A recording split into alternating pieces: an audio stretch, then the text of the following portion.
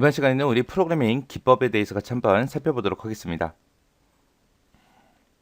프로그래밍 기법이다 라고 하게 되면 얘는 이제 프로그램을 만드는 방법, 작성하는 방법을 보고 우리가 얘기하는 거고요. 여기에는 이제 구조적 프로그래밍이라는 것도 있고, 그 다음에 절차적 프로그래밍, 객체지향 프로그래밍이라는 것도 있고, 비주얼 프로그래밍이라는 것도 있고, 이렇게 크게 네 가지가 있습니다. 자, 이 중에 첫 번째 거요. 구조적 프로그래밍이다 라고 얘기하게 되면 얘는 입력과 출력이 각각 하나씩 이루어진 그런 구조를 보고 얘기하는 거예요. 그래서 입력되는 곳과 출력되는 곳이 딱딱 정해져 있는 거, 그게 구조적 프로그래밍이요. 여기서는 이제 유일하게 여기서는 이제 goTo라는 이 명령어를 사용하지 않습니다. goTo문이라는 명령어를 순서대로 처리하다가 이 goTo라는 이 명령어를 만나면 다른 곳으로 점프해서 이동이 돼요. 이동이 돼서 또 그쪽 거 처리하다가 또 고토문을 만들면 또 다른 곳으로 이동이 되고 또 다른 곳으로 이동되고, 이렇게 해서 여기 가라 저기 가라 여기 가라 저기 가라 그렇게 지시할 때 우리가 고토문을 쓰는데, 이 고토문을 사용하지 않아요. 고토문을 쓰지 않고 순서 선택 반복 이 세 가지 논리 구조를 그렇게 사용하는 기법을 보고 우리가 구조적 프로그래밍이라고 그렇게 합니다. 순서다라는 거는 위에서부터 아래로 순서대로 쭉쭉 처리해라 그거고, 선택이다라고 하게 되면 어떤 조건에 만족하게 되면 뭐를 실행하고 조건에 만족하지 않으면 뭔가를 실행해라 라고 그렇게 선택하는 게 선택 구조고요. 그 다음에 반복 구조다 라고 하게 되면 얘는 말 그대로예요. 말 그대로 어떤 특정 명령어를 여러 번 반복시킬 때 그렇게 사용하는 그런 구조를 보고 우리가 반복이라고 합니다. 해서 순서, 선택, 반복 이 세 가지 논리 구조를 사용하는 게 우리 구조적 프로그래밍이요. 여기서 이제 가장 대표적인 게 우리 파스칼이라는 이런 언어가 있습니다. 여기서는 여러분들이 꼭 기억하셔야 되는 게 구조적 프로그래밍에서는 고토문을 쓰지 않는다. 이거 정확하게 기억하셔야 되고요. 그리고 여기에는 순서, 선택, 반복 이 세 가지 논리 구조를 사용한다라는 거 이거 정확하게 기억하시면 됩니다. 그 다음에 이제 절차적 프로그래밍이요. 절차적 프로그래밍이다 라고 하게 되면 우리 사람들도 영어가 됐든 한글이 됐든 일본어가 됐든 중국어가 됐든 그런 언어들, 사람들이 쓰는 언어에도 전부 다 정해진 문법이 있잖아요. 그죠? 그것처럼 얘도 지정된 문법이 있어요. 그 규칙에 따라서 우리가 순서대로 프로그래밍을 기술해 나가는 그런 방법을 보고 우리가 절차적 프로그래밍이라고 그렇게 부릅니다. 여기서 이제 가장 대표적인 게 C 언어도 있고 코볼도 있고 포트란도 있고 베이직도 있고 이런 언어가 있습니다. 이런 언어들을 쓰기 위해서는 정해진 문법이 있다 그랬잖아요. 그런 문법들을 전부 다 익히고 나서 그 문법에 맞춰서 이제 프로그램을 작성하는 그런 기법을 보고 우리가 절차적 프로그래밍이라고 그렇게 부릅니다. 해서 여기서 여러분들이 기억하셔야 되는 거는 지정된 문법이 있더라. 그 문법에 따라서 순서대로 우리가 기술을 해 나가는 그런 기법을 보고 우리가 절차적 프로그래밍이라고 한다라고 이 두 가지 정확하게 기억하시면 됩니다.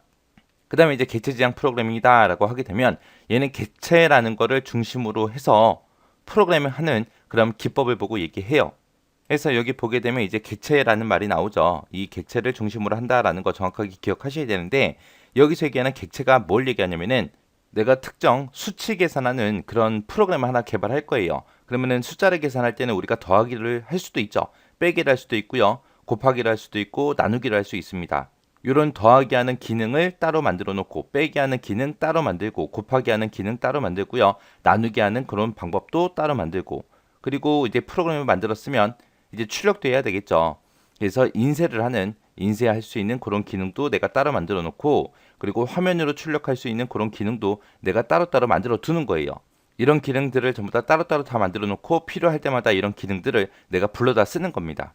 이때 이제 더하기 하는 기능, 빼기 하는 기능, 곱하기 하는 기능 이런 거 한 개 한 개를 보고 우리가 객체라고 그렇게 부르는 거예요. 내가 이렇게 해서 이제 각각 기능들마다 이렇게 따로따로 만들어 놓으면 나중에 이 기능이 필요하다라고 했을 때 우리가 그 해당 소프트웨어를 우리가 재사용도 할 수 있겠죠. 해서 이런 것들을 따로따로 만들어 놓고 우리가 블럭을 조립하듯이 그렇게 이제 갖다 쓰는 겁니다. 그래서 우리가 프로그램 개발하는 그런 시간도 단축할 수 있어요. 이 객체지향 프로그램이 가장 대표적인 게 우리 스멜토크라는 것도 있고요. 시벌블도 있고 자바라는 것도 있고 이런 프로그램이 있습니다. 여기서 여러분들이 꼭 기억하셔야 되는 게 객체를 중심으로 한다라는 거 꼭 기억하셔야 되고요. 그리고 소프트웨어를 우리가 재사용할 수 있더라. 그래서 개발 시간을 단축할 수 있다. 이 세 가지는 꼭 기억하셔야 돼요. 그 다음에 이제 비주얼 프로그래밍이다 라고 얘기하게 되면 우리가 기존에 이제 프로그램을 만들 때 우리가 전부 다 명령어를 외워서 그 명령어를 문자 방식으로 전부 다 키보드를 통해서 입력을 해서 우리가 프로그램을 만들었습니다. 근데 이 비주얼 프로그래밍이라는 거는 우리가 지금 사용하고 있는 윈도우 있죠. 그런 윈도우처럼 기화된 그런 아이콘 형태로 그 명령어들을 다 바꿨어요. 바꿔서 명령어를 몰라도 좀 더 쉽게 그렇게 프로그래밍을 할 수 있는 그런 기법을 보고 우리가 비주얼 프로그래밍이라고 그렇게 부릅니다. 그래서 우리가 윈도우를 쓸 때도 마우스 사용법만 알면 되잖아요. 그죠? 한 번 누르면 어떻게 된다. 더블 클릭하면 어떻게 된다. 종료할 때는 X 버튼 누르면 된다. 그 정도만 알아도 우리가 윈도우를 쓸 수 있잖아요. 그죠? 그것처럼 우리가 기존에 우리가 명령어를 막 위해서 키보드로 막 입력을 했었는데 그런 명령어들을 전부 다 기호로 바꿔놓은 거. 그래서 좀 더 쉽게 우리가 프로그래밍 할 수 있게 만들어 놓은 게 비주얼 프로그래밍이요. 여기에 종류에는 이제 비주얼 베이직이라는 것도 있고 비주얼 C++도 있고요. 그 다음에 델파이라는 것도 있고 파워빌더라는 것도 있고 이런 것들이 있습니다. 여기에서 이제 비주얼 베이직이다라고 얘기하게 되면 우리가 기존에 사용하던 베이직이라는 언어 있어요. 그 베이직을 이제 기초로 해서 만든 거고요. 비주얼 C++이다라고 얘기하게 되면 얘는 이제 C++이라는 언어, 그 C++이라는 언어를 기초로 해서 전부 다 만들어 놓은 거고요. 델파이다라고 얘기하게 되면 이 델파이라는 언어는 파스칼이라는 언어 있죠. 그 언어를 기초로 해서 만들어 놓은 거예요.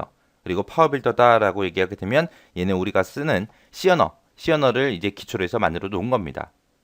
그래서 비주얼 프로그래밍 여기서는 여러분들이 꼭 기억하셔야 되는 게 기화된 아이콘 형태로 바꿔서 우리가 좀 더 쉽게 프로그래밍 할 수 있는 그런 기법을 보고 얘기한다라는 거 요거 기억하시면 됩니다. 이렇게 해서 프로그래밍 기법에는 이렇게 네 가지가 있습니다. 이 네 가지마다 지금 제가 별표 쳐놓은 거 있죠? 이런 특징들 정확하게 기억하고 지나가시기 바랍니다.